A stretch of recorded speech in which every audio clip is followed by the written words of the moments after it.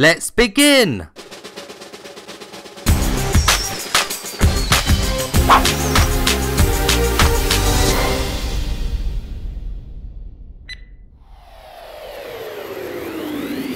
A Fisherman's Tale is a very surreal puzzle game where you take control of a lonely fisherman puppet named Bob. The main aim of the game is to get Bob to the top of a lighthouse and turn the light on before a storm reaches you. To move around the world, there is only snap turning and teleportation. It would have been nice to have had free movement in both, but for the majority of the time, I didn't have an issue with it. However, there is one area that you explore that is very closed in, which can lead to some annoyances when holding one of the world's many objects. Unless you hold the object close to you before you teleport, it could clip through a wall and disappear. Luckily, all the objects you move in the world do reappear in their initial position after a short period of time, so it's not a game-breaking problem, just a little time-consuming if it happens. When it comes to the puzzle solving, the game has a very unique puzzle mechanic, and that's the ability to shrink or enlarge objects. You do this by handing them to smaller or bigger versions of Bob. It's a very surreal world, as there are multiple versions of his world all around you, which all include a Bob, and every one does mimic your own movements. It really is a very trippy experience,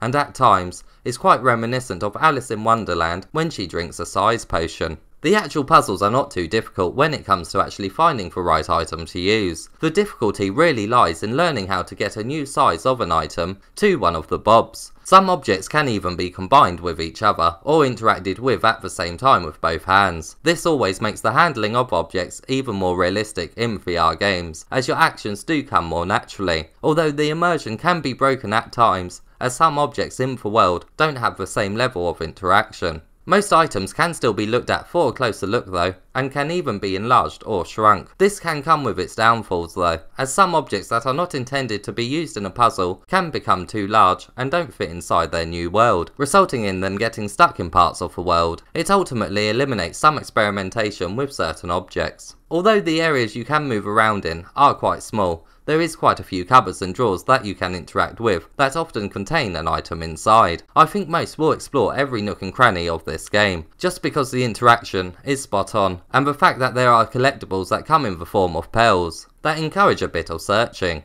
You will need to stand to play the game, as some objects you must interact with are low to the ground. There is quite a bit of voice acting here, which mainly comes from a narrator. They are delivered incredibly well. The puppet lived a simple life inside a modern lighthouse, with everything in its place. And every day began the same way when he brushed his wooden teeth. Not only does the narrator progress the story, but he also gives you hints, which you can turn on or off in the options menu. If you are stuck for a certain amount of time, he will suggest something that you should be doing. Because the hint is heard rather than displayed as text, it makes the whole experience feel very seamless. I do encourage you to leave the hint system off though, unless you really do get frustratingly stuck, as there was a couple of times when a hint was given whilst I was still enjoying experimenting with the items and searching the world. The time it takes for a hint to be spoken could have been delayed a little bit more. The graphics are stunning, and the world itself has so much attention to detail. Peering into the lighthouse on the table is quite similar to viewing Quill's world in Moss, although the objects seen here are so much smaller, and I haven't actually seen items appear as tiny in other VR games before. The textures on these smaller versions of objects don't appear to lose texture quality either. The level of detail in this game really is superb. Some of the textures have a sort of watercolour painting finish to them, and it just adds to the style of the world so much. The game includes a prologue, which is basically your tutorial, and then you have 4 chapters to beat, and finally an epilogue. Nearly all of them come with new areas to explore. Now, my actual completion time was about 2 hours, but I did get stuck at one point, and it wasn't really even on a puzzle. I won't go into detail about it, as I wouldn't like to give away any hints at all, but it was a silly thing that I got stuck on, and if I hadn't, it would have taken me about an hour and 40 minutes to complete the game. I'm not going to be showing the game's trophies, as some may ruin certain elements of the game. Surprisingly, the game does come with a platinum, which normally isn't heard of when it comes to games that are around this length. A lot of the trophies will unlock naturally, just for beating the chapters and solving certain puzzles, but you will also need to find all of the pearls, and use items in fun ways, which you may not actually think of doing when playing for the first time. It really is great to see extra care go into the trophies, which makes it a brilliant list for this type of game.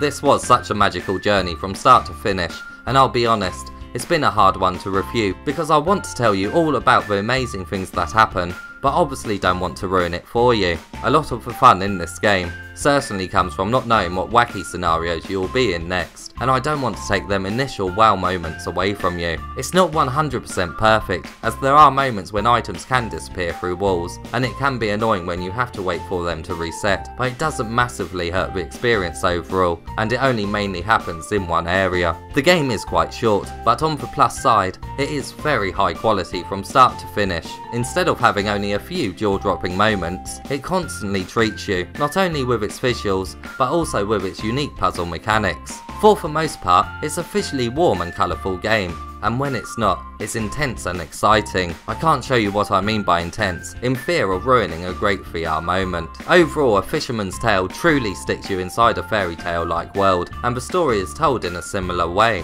It's simply a world you'll want to stay in forever.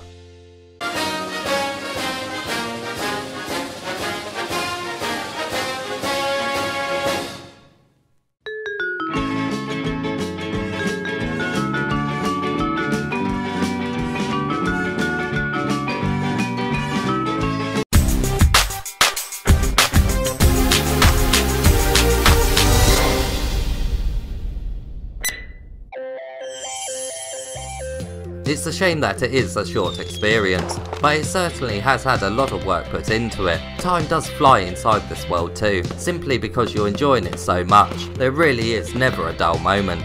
If you found this review helpful, please give it a thumbs up and subscribe for more PSVR content.